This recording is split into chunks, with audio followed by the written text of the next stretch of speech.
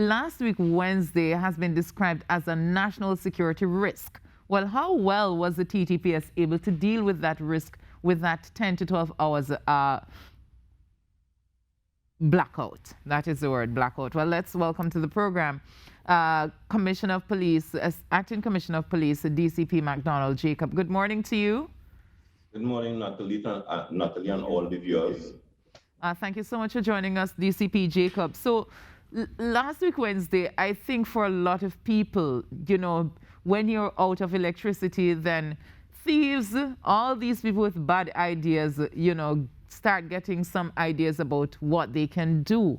What can you tell us about how many incidents we had regarding crime as a result of the blackout?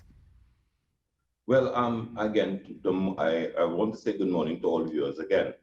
Well, last week, Wednesday, it was in fact a bit challenging. But because the incident, the outage, not blackout, the outage commenced since just after lunch around 1:30, we were able to mobilize and organize ourselves in a particular way. First, in dealing with the traffic situation, and when we realized that it was extending into the night period, we were able to make the necessary adjustments. Yes, we had about 4 or 5 incidents, when we look at everything at this time, that we actually aligned to the outage itself, but it was handled very effectively, and in most cases, arrests were in fact made, and we averted a situation that could have developed into something very, very serious in Trinidad and Tobago. Most of the incidents occurred in the city of Port of Spain, because as you're aware, the PTSC compound, in fact, about 6 young men went in there and attempted to break in some locations, and one of them was shot when they attacked the security officers. And we also had an incident on the Beatum, where in fact they went in the service station belonging to our Police Welfare Association, and a vault was removed. There were some other minor break-ins, attempted break-ins in the heart of Port of Spain, but those assailants were in fact held. Good work by the municipal police and the police officers in the Port of Spain division. So DCP Jacob, when something like this happens, when you have these kind of blackouts, I mean, they're not often, but we experienced one last Wednesday. How long does it take the police service to, you know, get together and decide on a course of action in terms of what it needs to do, where it needs to go, where surveillance needs to be?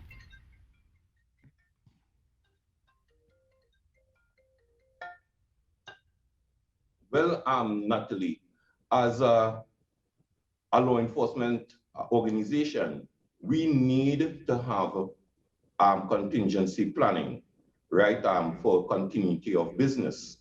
So therefore, we have plans for any sort of emergency. So it is very easy when things happen for us to kick in, right, and remind the officers and get things organized. It don't take long at all, because like in the evening period, we were able to man the roadways, right? Some persons are not aware, but from Silots to Arima, there are approximately 66 traffic lights. When you look at the Eastern Main Road, the bus route, and the highway, and there are approximately about 10 main intersections. So when something like that occurs, we now need to make a decision which one of the intersections and the various areas that we will ensure that there are officers.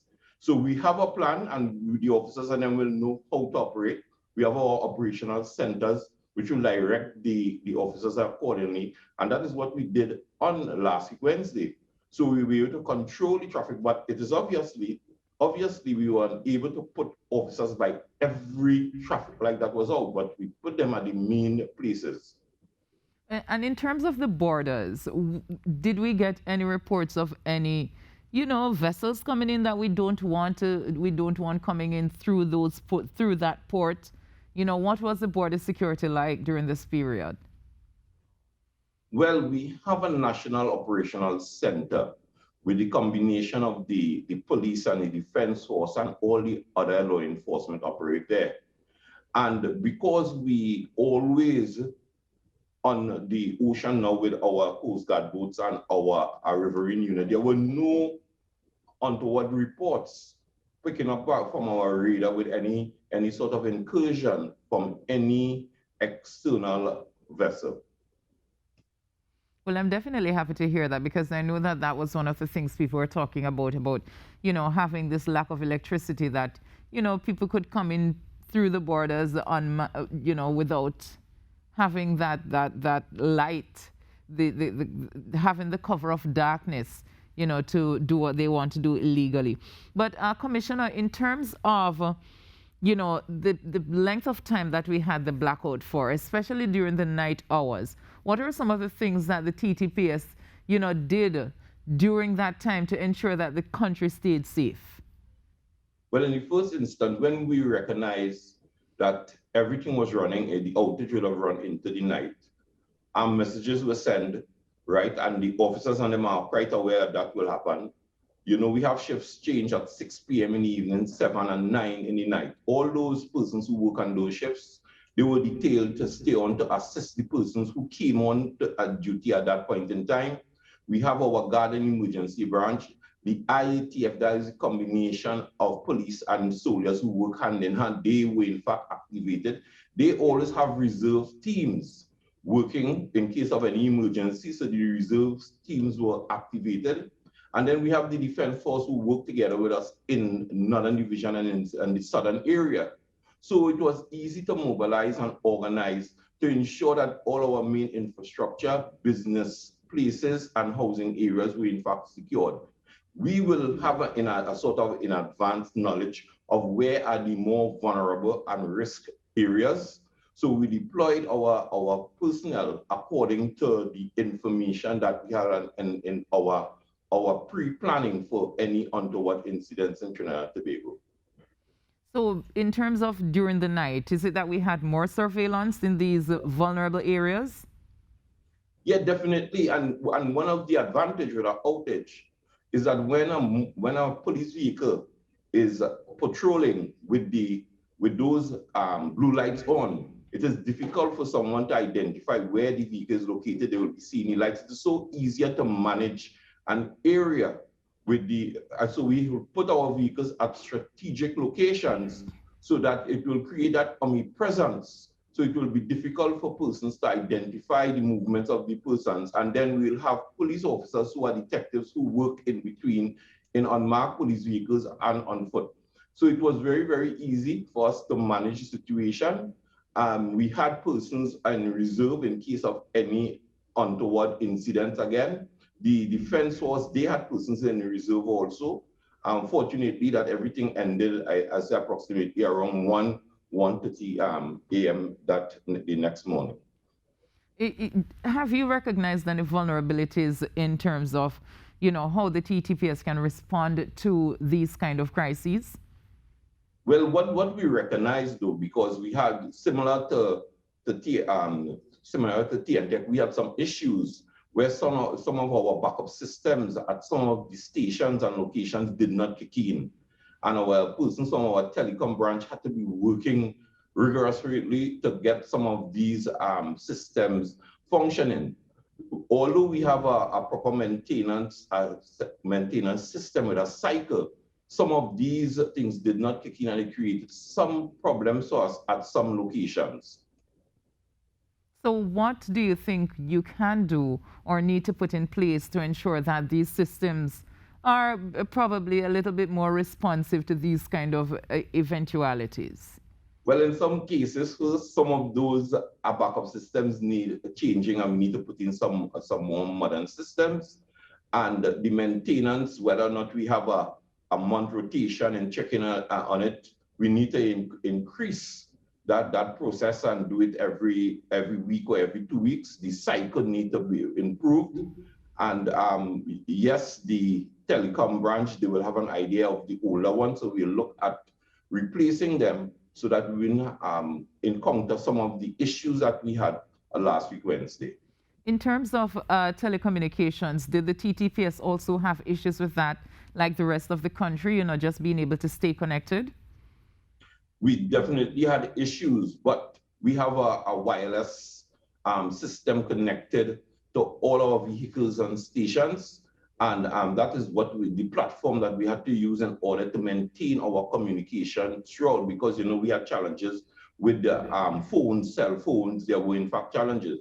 But because of our rigorous system that we have concerning our wireless, we were able to continue the communication.